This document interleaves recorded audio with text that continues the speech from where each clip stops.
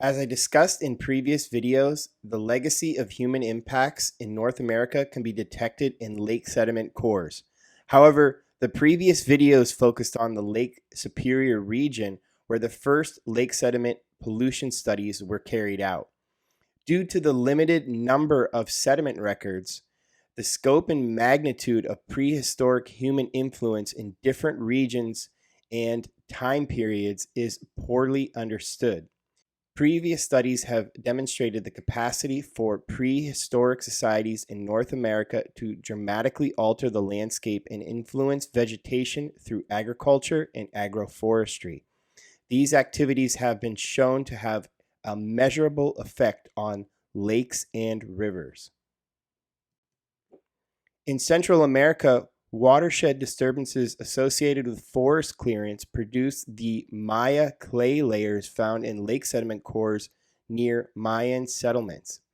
Sediment layers comparable to the Maya clay have also been reported in lakes with watersheds that receive drainage from prehistoric copper mines on Isle Royal in Lake Superior and in lake watersheds altered by rice agriculture and metallurgy in China.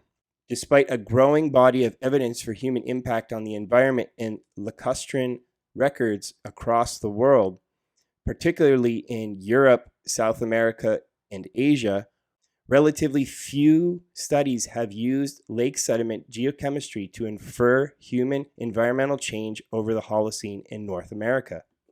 Located near modern-day East St. Louis, Illinois, Cahokia is considered the largest city in the pre-Columbian United States and was the epicenter of the greater Mississippian cultural tradition. Settlements associated with the Mississippian tradition are found across the southeastern and midwestern United States, stretching from the Gulf of Mexico to central Wisconsin. The emergence and eventual abandonment of Cahokia and other Mississippian-era settlements has generated questions about the multi-directional relationship between pre-Columbian urbanization and environmental change. For instance, it's unclear to what degree ancient Cahokians affected the landscape through deforestation and were in turn influenced by episodic climate events such as droughts or floods. To date, there are few well-developed geochemical records associated with the period of initial settlement, major growth, and eventual population decline and abandonment at Cahokia or related Mississippian settlements. To expand our understanding of the environmental impact of humans in North America, we present proxy evidence from a sediment record from Horseshoe Lake. The 30-meter high earthwork known as Monk's Mound is considered the center of the so-called Greater Cahokia area, which included monumental earthworks, landscape plazas, and neighborhoods, secondary settlements encompassing more than 1,000 hectares. Occupation at Cahokia can be divided into 4 distinct phases based on the artifactual record. The Loman phase from AD 1050 to 1100, the Sterling phase from AD 1100 to 1200, the Moorhead phase from AD 1200 to 1300, and the Sand Prairie phase from AD 1300 to 1400. Major resettlement of Cahokia began during the Loman phase, with the greatest period of population expansion occurring between AD 1050 and 1150, with maximum population of about 5,000 to 15,000 near Monk's Mound. The subsequent Sterling phase is considered to mark Cahokia's peak, with population estimates of around 15,000 to 50,000 for Cahokia and the surrounding American Bottom region. During this time, palisade walls were constructed around Monk's Mound and rebuilt up to 4 times over the course of 100 years. Around AD 1160, a large portion of Cahokia appears to have been burned. Archaeological evidence suggests a shift to regional decentralization and a decline in the construction of monumental earthworks during the late Sterling phase. This trend continued through the Moorhead phase, although Cahokia continued to function as a regional civic ceremonial center. Final abandonment of the city occurred by AD 1400 during the Sand Prairie phase. Horseshoe is an oxbow lake located in the floodplain of the Mississippi River, about 13 kilometers east of East St. Louis in the American Bottom. The earthworks and plazas associated with Monk's Mound are located just outside the watershed of Horseshoe Lake. Several smaller mound clusters and settlements associated with the growth of Greater Cahokia are in the Horseshoe Lake watershed, including the Mitchell site and the Horseshoe Lake Mound site. Though each locality had a unique occupational history, these sites expanded during the coalescence of Greater Cahokia. Therefore, the Horseshoe Lake record reflects changes in the outlying areas surrounding Cahokia and may not fully capture the impact of population centralization and urbanization near the central precinct at Monk's Mound. Today, Horseshoe Lake is about 1 to 5 meters deep and covers a surface area of about 1,200 hectares. The eastern side of the watershed drains the Mississippi River terrace bluffs that are composed of loess and sensitive to erosion from agriculture and deforestation. Horseshoe Lake was cut off from the main channel of the Mississippi River about 2,400 years ago.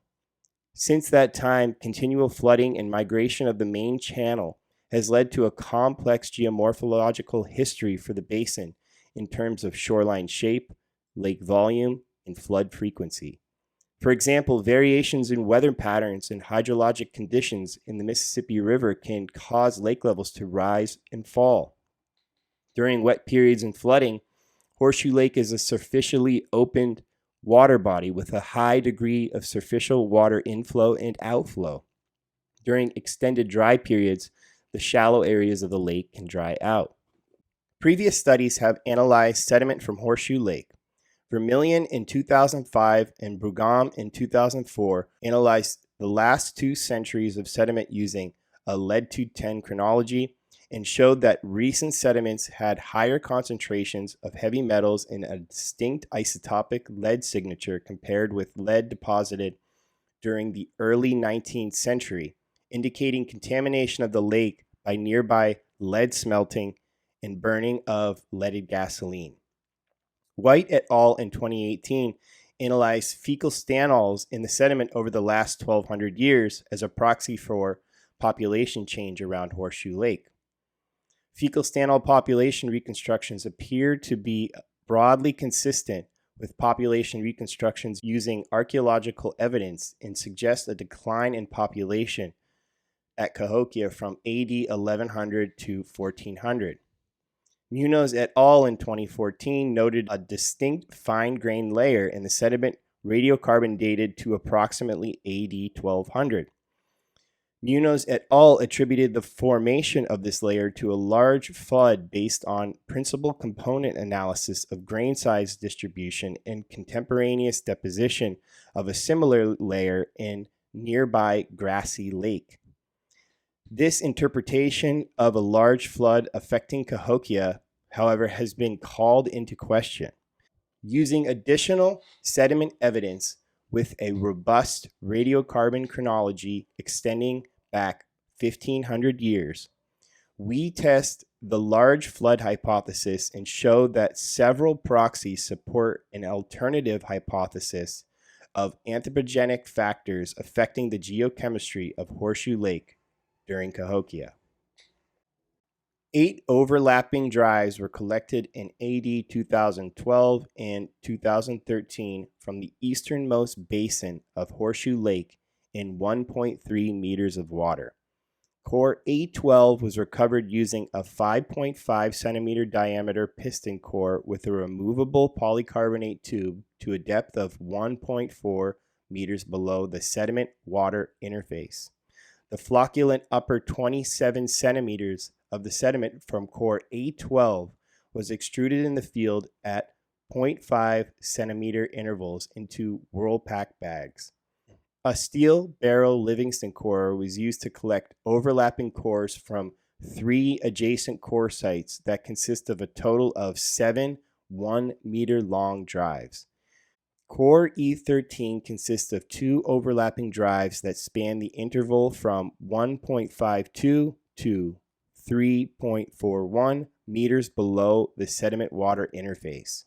A composite core was developed by splicing together the A12 surface core and the E13 Livingston cores using visible stratigraphic markers and a magnetic susceptibility profile. Sediment cores were transported in sealed ABS tubing to the Department of Geology and Environmental Science, where they were split lengthwise and subsampled at 1 to 5 centimeter intervals. The sediments were analyzed for magnetic susceptibility, organic matter and carbonate content from loss on ignition, sorbed or weakly bound metal concentrations extracted using 10% concentration nitric acid, carbon and nitrogen concentrations, along with the stable isotope ratios of nitrogen and carbon. Sediment subsamples were received at 63 micrometers, and the resulting fine fraction of the autogenic carbonate minerals were isolated and measured for oxygen and carbon stable isotope ratios. These minerals precipitate in the water column and record the isotopic composition of the lake during formation. For more information about the proxy analysis, check out the link for the paper in the description. 8 charcoal samples were measured for radiocarbon at the University of California, Irvine. Before analysis, charcoal samples were pre-treated using a standard acid-base acid and rinsed in deionized water to a neutral pH. A total of 14 samples from the upper 25 centimeters of extruded sediment from the top of core A12 were freeze-dried, sealed in airtight dishes for 3 weeks, and measured for lead-210 and lead-214 activities by direct gamma counting for 24 hours in a broad energy germanium detector at the Department of Geology and Environmental Science at the University of Pittsburgh. The unsupported lead-210 assays were interpreted using the constant rate of supply model. The resulting ages were input into CLAM version 2.2 for R to generate an age model. A smooth spline was used to interpolate between the age constraints and generate 95% confidence intervals. The age model indicates that from AD 450 to 1350, the sedimentation rates were 0.19 centimeters a year on average. After AD 1350, average sedimentation rates increased to 0.27 centimeters a year. The sediment consists of homogeneous, fine-grained calcite and silicate mineral matter and contains shells from freshwater gastropods, bivalves, and ostracods. The exception to the otherwise homogeneous stratigraphy occurs with the sudden deposition of a distinct, fine-grained, gray-colored, 24-centimeter thick layer that is dated with 95% confidence from AD 1150 to AD 1220. The base of the gray layer consists of an inclined linear contact with the underlying sediments. In the eastern basin of Horseshoe Lake, the age model in sedimentology indicates that the sediment was deposited continuously over the last 1,500 years, despite historical indications that some parts of the lake may have dried out for extended periods. The sediments in Horseshoe Lake are fine-grained and dark gray-brown, except for the distinct gray layer deposited from approximately AD 1150 to 1220 that is enriched in delta 15N, sorbed lead, copper, potassium, and aluminum, and anomalously low in delta 13C. The deposition is contemporaneous with a period of relatively high population density at Cahokia in the surrounding American Bottom region during the Stirling phase from AD 1100 to 1200. This coincides with the construction of hundreds of monumental earthworks and the abandonment of the Richland complex on the uplands east of the lake. We suggest that geochemical changes documented in the sediment at Horseshoe Lake are consistent with an anthropogenic signal of land use disturbance. For example, the Maya clay deposits are found in lakes with watersheds that were heavily impacted by human activities and are thought to reflect soil weathering that resulted from widespread human-mediated deforestation. The terrace bluffs in the eastern part of Horseshoe Lake watershed are composed of loess and are subject to severe erosion. Erosion can lead to the transportation of sediment from the steep upland streams to the floodplain, causing siltation in the bottomland wetlands.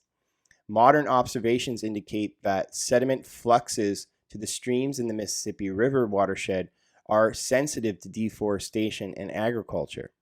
Based on the sedimentology and proxy indicators that follow in this video, we interpret the sediment record from Horseshoe Lake in the context of supporting documentation from the regional historical and archaeological records.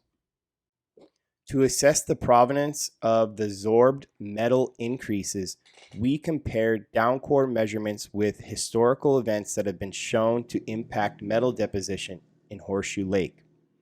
Sorbed lead concentrations increase in Horseshoe Lake sediments after approximately AD 1800 and are strongly associated with human population growth in the townships adjacent to the lake.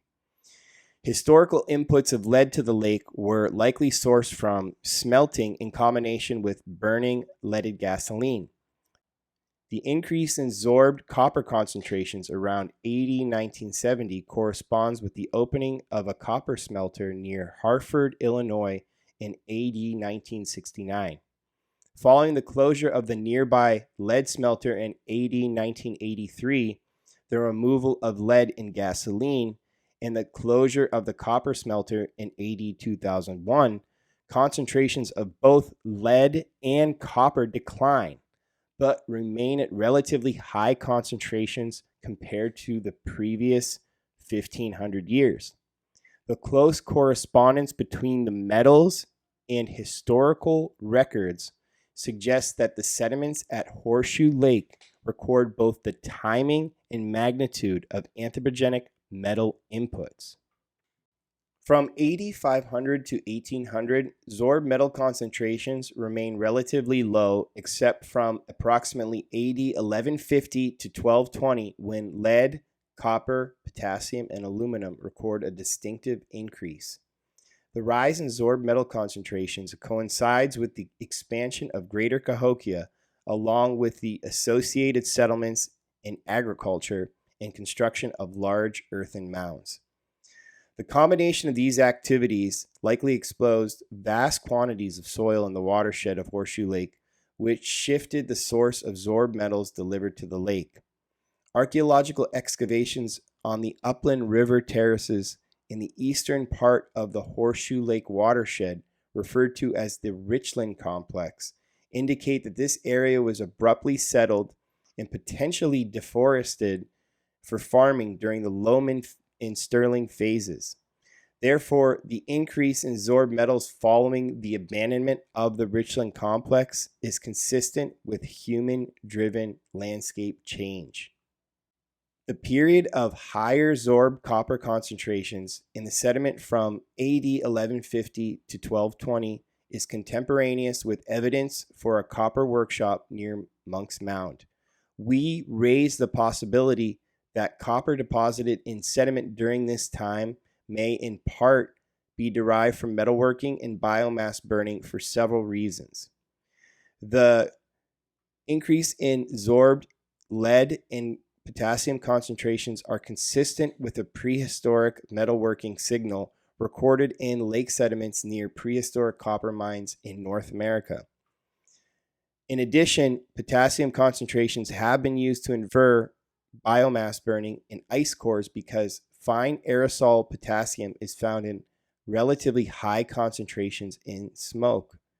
Furthermore, the rise in copper, lead, and potassium occur in the absence of large changes in C to N ratios, organic matter concentrations, and magnetic susceptibility, indicating that the increases in sorbed metal concentrations are not influenced by large changes in organic matter or mineral composition of the sediment. There is little archaeological evidence, however, for an intensive copper industry beyond a single copper workshop excavated near Monk's Mound. Additionally, copper artifacts are rare in the archaeological record. Therefore, the relatively small increase in sorbed metals in the sediment from AD 1150 to 1220 is consistent with a small-scale industry and suggests that Cahokia had a lesser impact on the metal cycle compared to modern activities. At this time, it is difficult to distinguish the proportion or amounts of metals derived from dissolved transport in ground and surface water via weathering and erosion versus airborne fallout. After AD 1810, Delta 15N values in Horseshoe Lake sediment increase until the present in association with human population growth around the lake. Shifts to higher Delta 15N values over the last 200 years reflect groundwater contamination with sewage nitrate from outhouses and septic systems via sand and gravel aquifers that underlie Horseshoe Lake and the surrounding floodplain. Groundwater contamination with human waste is supported by loss on ignition and C to N ratios, which do not increase along with Delta 15N, indicating that the delivery of terrestrial organic matter or changes in primary productivity did not cause higher Delta 15N values. Rather, the data suggests that higher Delta 15N values are due to changes in the isotopic composition of dissolved nitrogen delivered in groundwater to Horseshoe Lake. Additional factors that could affect Delta 15N values include transport processes such as precipitation, temperature, agricultural land cover, fertilizer application rate, soil type, biological communities, irrigation activities, and airborne nitrogen deposition from burning biomass and fossil fuels. Furthermore, nitrogen undergoes isotopic fractionation by organisms during and after sedimentation. However, the strong relationship between Delta 15N and human population growth following Euro-American settlement suggests that some type of anthropogenic nitrogen as the primary factor contributing to the observed increase in Delta 15N. Delta 15N values increase around AD 1150 during the late Stirling phase, which is considered a period of relatively high population density at Cahokia and in the larger American Bottom region. Delta 15N values remain elevated for 2 centuries before returning to pre-disturbance levels by approximately AD 1350. Based on this correspondence between the geochemical and archaeological records, we suggest a connection between Delta 15N and fluctuations in human populations within the Horseshoe Lake watershed. Sewage and other waste were deposited in burrow pits, where the reactive nitrogen and other compounds such as caprostanol could contaminate groundwater and eventually be delivered to the lake sediments. Furthermore, bean cultivation starting around AD 1300 may have enhanced inputs of reactive nitrogen to soils, but contributions from this source are poorly constrained and are assumed to be negligible. Shifts to higher sediment Delta 15N at Horseshoe Lake from AD 1150 to 1350 therefore are interpreted to be related to higher population densities in the watershed. The Delta 13C of dissolved inorganic carbon in lake water is preserved in autogenic carbonate minerals that form in the water column at Horseshoe Lake. The minerals accumulate in the sediment and archive the changing isotopic composition of lake dissolved inorganic carbon over time.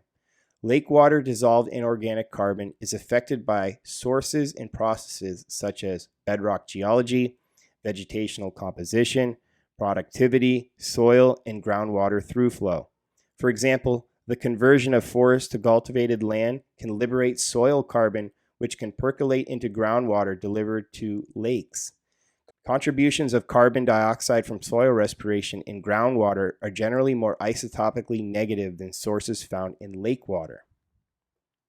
The 5 per mil decline in sustained low delta 13C of dissolved inorganic carbon values in Horseshoe Lake around AD 1150 are the most negative values found in the entire sediment record.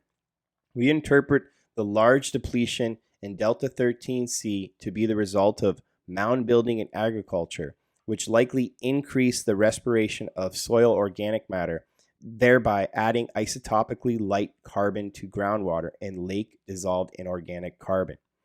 It is unlikely that the large shift to more negative delta 13C values at approximately AD 1150 solely reflects the change in lake hydrology, given that there is no geomorphological or sedimentological evidence for a major rise or fall in lake level at this time.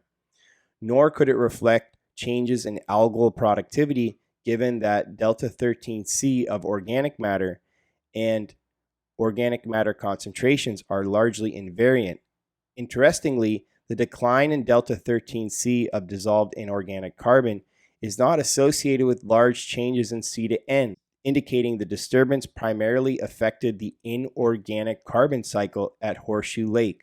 Isotopic and archaeobotanical evidence suggests the importance of maize consumption during the Mississippian period. Despite archaeological and osteological evidence for maize consumption, sediment delta 13C of dissolved inorganic carbon at Horseshoe Lake does not shift towards enriched delta 13C values that are characteristic of C4 plants like maize. This suggests that another factor, such as enhanced respiration of isotopically light soil organic matter, is most likely responsible for the observed changes to lake dissolved inorganic carbon.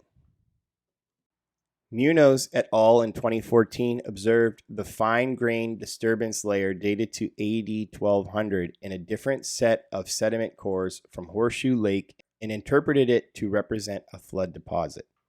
The basis for their interpretation was fine sediment grain size, low pollen concentration, and the presence of a similar layer in cores recovered from other areas within Horseshoe Lake. The interpretation that this layer formed as a result of a flood event is problematic for several reasons. One, Horseshoe Lake is in the floodplain of the Mississippi River and flooded several times before the construction of levees in 1785 and 1844, suggesting flood deposits should be present throughout the 1,500-year-long sediment core. Munoz et al. In 2014 interpret the accumulation of a fine-grained sediment layer from approximately AD 1800 to AD 1850 as a flood deposit because the timing broadly corresponds with a flood that occurred on June 27, 1844. However, sediment grain size fails to distinguish another flood event with a similar age that occurred on April 1, 1785. This indicates that the relationship between the sediment grain size and flooding is more complex than Munoz et al. Suggests and may not reliably distinguish individual flood events. 4 radiocarbon ages of charcoal constrain the ages of the upper and lower contacts of the fine-grained layer deposited around 1200. These ages do not indicate rapid deposition suggested by Munoz et al. In 2014, but rather accumulation over an approximately 70-year period. Additional work by Munoz et al. In 2015 identified a similar layer dated to the same period from at least one floodplain lake located near prehistoric population centers south of Cahokia. We propose that the contemporaneous deposition of a fine-grained sediment layer at both sites may suggest widespread land use change associated with regional population growth rather than a large-scale flood. For example, analysis of sediment profiles in Central America have detected the so-called Maya clay layers in lakes and wetlands found across a relatively large geographic area. However, further geochemical analysis of grassy lake sediment is needed to rule out this possibility. Flood interpretation is inconsistent with archaeological evidence. There are no peer-reviewed archaeological reports that describe the excavation of a distinct layer attributable to a major flood around AD 1200.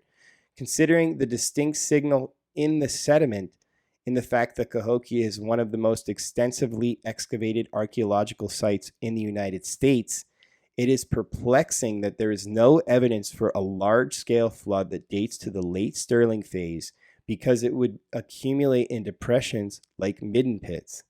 C to N ratios and magnetic susceptibility values will remain low through the disturbance layer, dated to 1150 to 1220, indicating that this layer was not formed during a flood. Taken together, these lines of evidence, along with other geochemical proxies, strongly suggest that the sediment layer dated to AD 1150 to 1220 was not formed by a flood, but related to human land use change. While we cannot entirely rule out interactions between flooding and anthropogenic landscape modifications like earthen mounds, the lack of an increase in magnetic susceptibility or C to N in the disturbance layer indicates that it was formed by human-driven processes. Our age model, as well as delta 13C of dissolved inorganic carbon and delta 15N, along with sorbed metal concentrations, converge to suggest that human activities associated with Cahokia had a substantial environmental impact. This study demonstrates that the sediment deposits in Horseshoe Lake contain a detailed record of environmental change and human disturbance to the surrounding catchment associated with the growth and decline of Cahokia.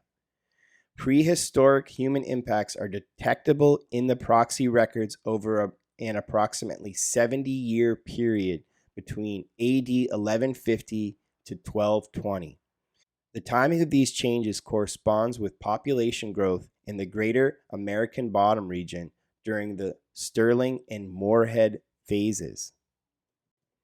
Proxy evidence suggests that waste from high population density, weathering of earthen mounds, and runoff from agricultural fields are the primary drivers of biogeochemical change in the sediment during the occupation of Cahokia. The distinct rise in sorbed lead, copper, potassium, and aluminum concentrations that occur in the absence of large changes in C to N, organic matter, and magnetic susceptibility suggests that anthropogenic activities enhanced sorbed metal transport to the lake, but did not substantially change the bulk composition of the sediment. Sewage from high population densities living around the lake was deposited in midden pits that appear to have contaminated the shallow aquifer feeding Horseshoe Lake. Contamination with sewage enriched the isotopic composition of dissolved nitrogen in groundwater delivered to the lake, resulting in higher delta 15N deposited in the sediments. The construction of earthen mounds and growth of agriculture likely enhanced the respiration of soil organic matter, adding depleted dissolved inorganic carbon to groundwater delivered to the lake. Finally, the contemporaneous deposition of a fine-grained sediment layer is similar to the Maya clay layers found in lakes near Maya settlements in Central America. We therefore interpret the Cahokia clay deposit in Horseshoe Lake to be the result of human impact to the watershed and not the result of flooding. The magnitude of the geochemical changes associated with the growth of Cahokia is smaller than is found in sediment deposited during modern times, yet both fall outside the range of natural variability.